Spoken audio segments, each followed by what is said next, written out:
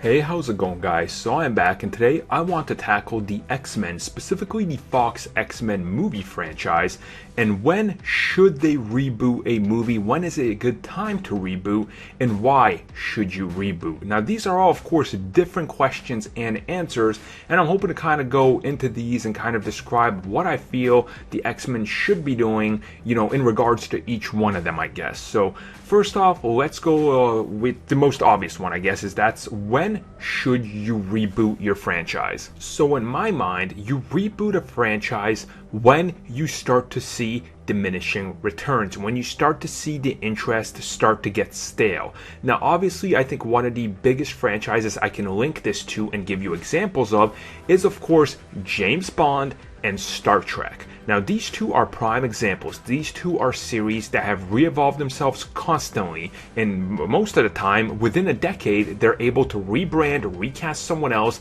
and retell you the stories. Now, of course, James Bond is in this unique take where, James Bond is a name, so they loosely kind of tie everything together and they keep going with a new actor. Then they change style and things like that, and they evolve with whatever is popular in modern culture and films. Of course, during the 70s and 80s, we saw this crazy action takeover, so that was popular.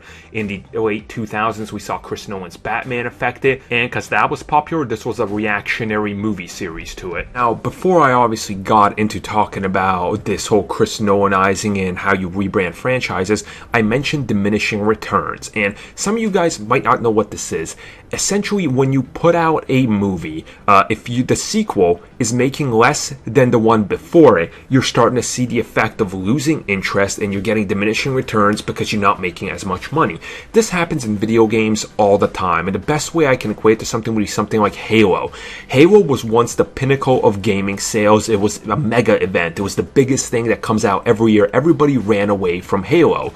Now, every time a Halo game comes out, it's surrounded by other games. No one is afraid of it. And every game since Halo 3 has sold less and less and less, and people are less playing it online, and there's a lot less chatter about it. That is a perfect example of diminishing return. Now, when you look at the X-Men franchise, you look at the buzz surrounding the movie.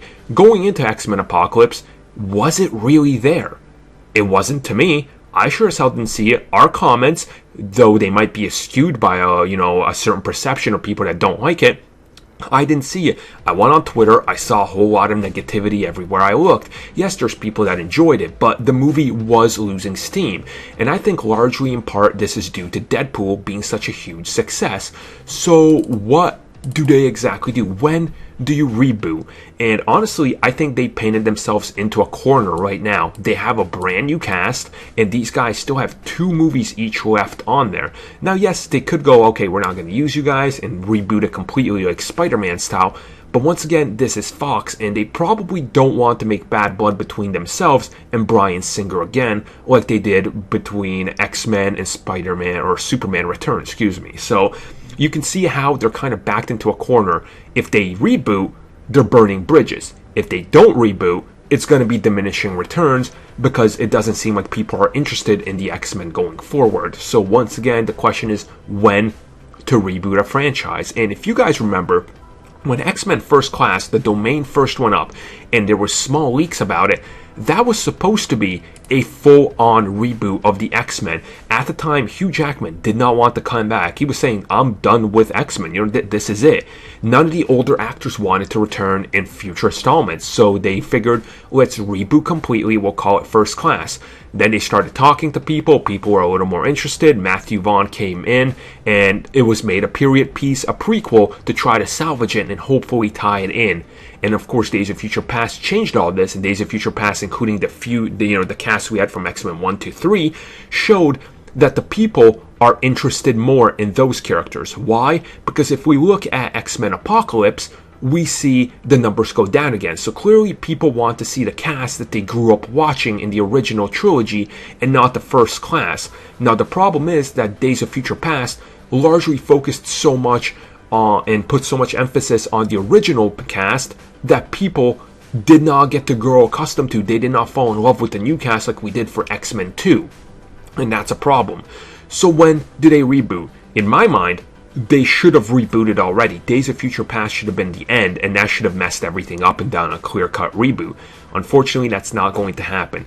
And seeing as to X-Men Apocalypse isn't doing as good as Deadpool did, definitely critically and box office-wise, I think right now is the perfect time to reboot the X-Men. And if they don't, they might be shooting themselves in the foot, because if the next movie comes out and it does even worse than X-Men Apocalypse, you have another Fantastic Four franchise on your hands. And I don't think they want that. You guys let me know your thoughts on this down below.